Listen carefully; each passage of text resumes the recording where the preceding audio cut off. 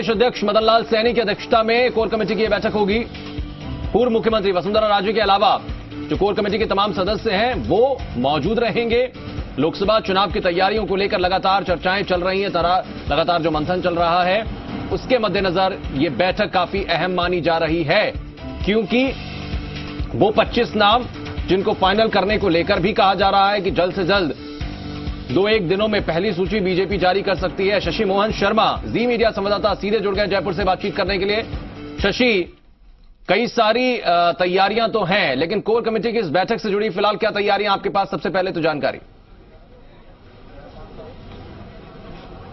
देखिए आशीष, core committee की बैठक 4 बजे होगी और इसके लिए जो ज्यादातर लोग हैं जो कोर कमेटी की बैठक में मौजूद रहेंगे वो जयपुर पहुंच गए। पूर्व मुख्यमंत्री वसुंधरा राजे धौलपुर गई हुई थी, वो जयपुर आ गई हैं।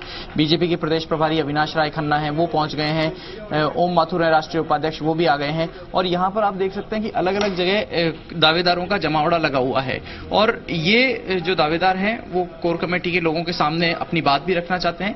अलग अलग जगह उनसे मिलने की भी कोशिश करेंगे ये लोग और दरअसल टिकट की दावेदारी ये लोग रखेंगे और अपने अपने तरीके से समीकरण भी पार्टी के लोगों को बताएंगे। जी। हर सीट पर दावेदार आ रहे हैं। द्रौपदी मेघवाल हैं, पूर्व विधायक हैं, गंगानगर से दावेदारी जता रही हैं। द्रौपदी जी, किस आधार पर है आपकी दावेदारी इस बार? मैं गंगानगर से टिकट मांग रही हूँ क्योंकि पहले मैं पीलीमा से विधायक भी रही हूँ। लोगों का रुझान भी है। एक महिला होने के नाते हनुमानगढ़ जिले से बिलोंग करती हूँ। हमारी 3 विधानसभा आती है और सब जगह से लोगों की डिमांड है कि इस बार गंगानगर से महिला प्रत्याशी बनाया जाए। तो देखिए, द्रौपदी मेघवाल ने अपना तर्क रखा और अविनाश राय खन्ना भी यहाँ पर आए हुए हैं। खन्ना साहब से बात करते हैं हम। खन्ना साहब, इस बार पार्टी की क्या तैयारियां हैं? आज कोर कमेटी भी बुला लिया आप लोगों ने। तैयारी, Bharatiya Janata party cadre base party है। हमारी तैयारी हमेशा रहती है क्योंकि चुनाव जीतने के लिए बूथ जीतना बहुत जरूरी होता है। पूरी बूथ रचना को ध्यान में रखते हुए हमने हमेशा पार्टी, क्योंकि नेशनल पार्टी है, कैडर बेस पार्टी है, तो बूथ कैसे मजबूत हो, मैक्सिमम कार्यक्रम आपने देखे हैं। 2 मार्च तक जितने भी कार्यक्रम हुए बूथ लेवल पर सब कार्यक्रम हुए। तो तैयारी पूरी है। 25 की 25 सीटों का रिपीट करने का प्लान बना हुआ है और करेंगे भी। है ना साहब, 2 सीट उपचुनाव में आपके हाथ से चली गई थी, अजमेर और अलवर की, और इसके अलावा दौसा सीट से आपके जो सांसद थे वो रिजाइन देकर कांग्रेस में चले गए। इन सीटों के लिए कोई विशेष रणनीति की जरूरत पड़ेगी? देखिए, टोटल 25 की प्लानिंग करेंगे। एक सीट, आधी सीट उसकी प्लानिंग नहीं होती। 25 की 25 सीटों की जो विनिबिलिटी होगी वही हमारा कैंडिडेट होगा। विनिबिलिटी को आधार रखते हुए हम लोग इसको अपने कैंडिडेट को चुनेंगे। पिछली बार 2 चरण में प्रदेश में चुनाव हुए थे, इस बार भी ऐसा ही हो रहा है। क्या इससे बीजेपी को कुछ फायदा मिलने की उम्मीद है, आपको लगता है? जिस चुनाव जो अयोग होता है उसका अपना निर्णय होता है। चुनाव डेट से कोई फायदा होना, नुकसान होना उस पार्टी को नहीं होता जो पार्टी अपने कार्यकर्ता के बल पे चुनाव लड़ती है और अपने नीतियों के ऊपर चुनाव लड़ती है। प्रत्याशियों के नाम का ऐलान कब तक करने की उम्मीद करें? कोशिश करेंगे कि जल्दी से जल्दी चुनाव के, क्योंकि वो लोग लगें, क्योंकि समय पहले चरण में कम है अभी, तो इसलिए जल्दी कोशिश करेंगे उसको। ज्यादातर सीटों पर आप लोग मानस बना चुके हैं, 1 या 2 नाम के पैनल तैयार कर चुके हैं, तो अब जो दावेदार आ रहे हैं उनके लिए कोई गुंजाइश मानी जाए या उनको उम्मीद करनी चाहिए? नहीं, अभी कोई ऐसा पैनल तैयार नहीं किया। हम लोगों ने छोटी टोलियां बना के 2-2, 3-3 सीटें, जो सीनियर लीडर थे वो सब जगह गए थे और कार्यकर्ताओं का फीडबैक लिया था, क्योंकि 25 के 25 वो हमारे ही थे एमपी, इसलिए उनका भी क्या योगदान है, कैसा काम है, विकास का काम, केंद्र की योजनाएं, हमारी सरकार थी उसकी योजनाएं कहां तक पहुंचा पाए, इन सब बातों का फीडबैक लेके कुछ नामों पर चर्चा वहां पर हुई है। अब कलेक्टर भी करेंगे। प्रधानमंत्री नरेंद्र मोदी और राष्ट्रीय अध्यक्ष अमित शाह की कितनी सभाएं कराने की योजना बना रहे हैं आप? ये टीम बैठ के डिसाइड करती है। मेरा व्यक्तिगत इसमें कुछ नहीं हुआ।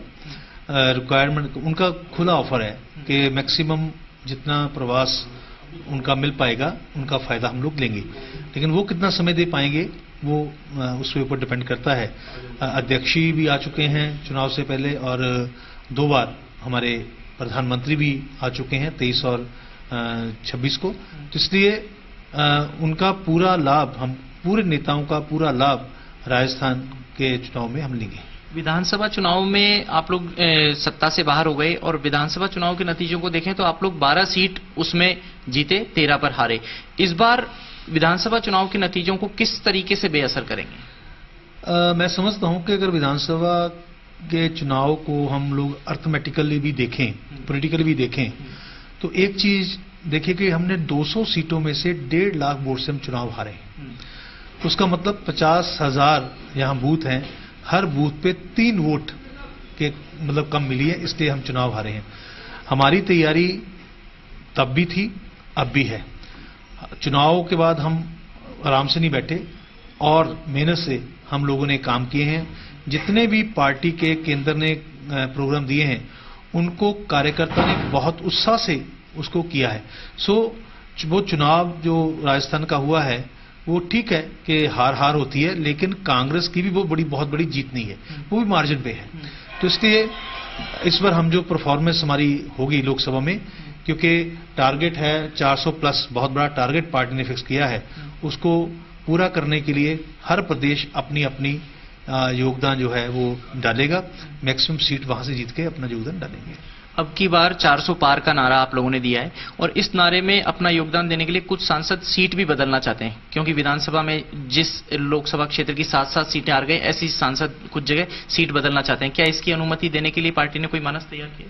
मैंने कहा ना कि ये फैसले कलेक्टिव होते हैं। हाँ। जो नीतिगत निर्णय होते हैं हमारे, वो एक व्यक्ति का नहीं होता, कलेक्टिव होता है। दूसरी बात मैंने कि हम जो जीतेगा उसको ऊपर ही खेला जाएगा खेल।